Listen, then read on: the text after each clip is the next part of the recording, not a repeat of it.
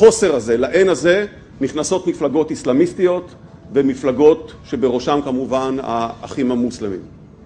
זה מוביל אותי אל המעצב השני, האסלאמה כאמור באלף.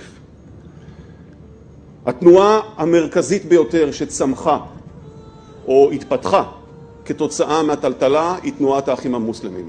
מתנועה איזוטרית וקיקיונית אי שם ב-1928 בראשות חסן אל-בנה במצרים העמוקה, היא הופכת להיות היום בעצם מפוסקת ופרוסה על פני כל המזרח התיכון, מהמגרב ועד טורקיה. אם למנות בסקירה קצרה אזורים או מקומות שבהם האחים המוסלמים נמצאים בשלטון, מצרים, טורקיה שזה וריאציה של האחים המוסלמים, וכמובן רצועת עזה.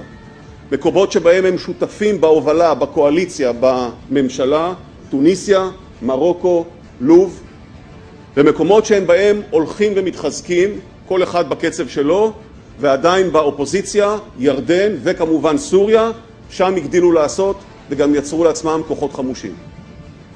בסך הכל זו מניפה של התפשטות של תנועת האחים המוסלמים, והיא כמובן לא התנועה היחידה שפועלת באזור.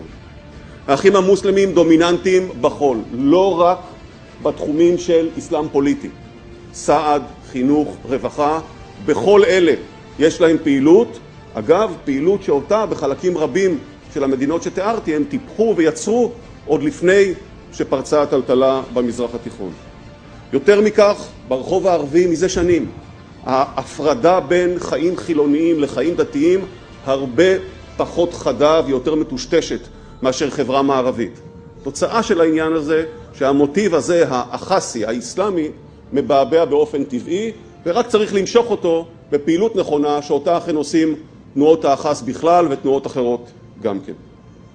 דווקא מתוך עמדת כוח, דווקא מתוך ניצול הזדמנות של המצב, פועלות תנועות האחס, כל אחת בתחום שלה, בארץ שלה, כדי לשמר שני דברים, או כדי לחזק שני דברים. האחד, לקדם את האג'נדה של תנועות האחס, והיא יצירת מדינת הלכה, שבבסיסה השריעה.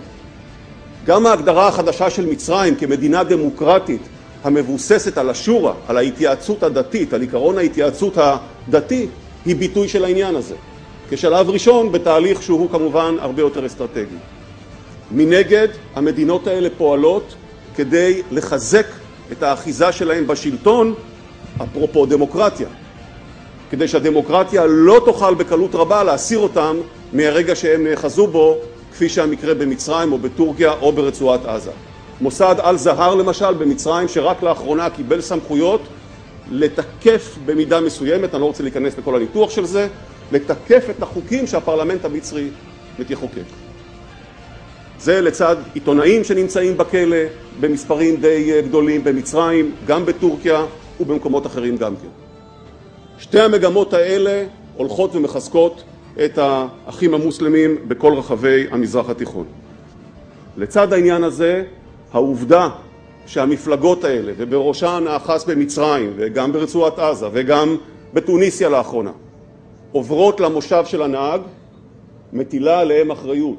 אתה מחזיק בהגה, יש לך יותר אחריות. והאחריות הזאת מתורגמת כבר, לא לניצנים, למעשים של טלטלה 2. בטלטלה 2